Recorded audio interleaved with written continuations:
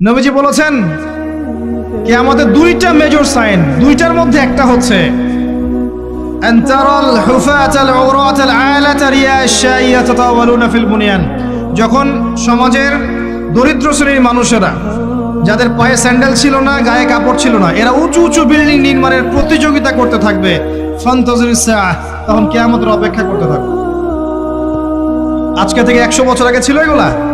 200 বছর আগে ছিল? সুবহানাল্লাহ। আর কোন সাইনের জন্য অপেক্ষা করছেন? তিনি বলেছেন শেষ জামানায় women will dressed but still they will be naked। মহিলারা কাপড় পরবে, তারপরেও তারা নগ্ন থাকবে। আপনি ঢাকার শপিং মলে যান, আপনি দেখেন। আর কোন সাইনের জন্য অপেক্ষা করছেন?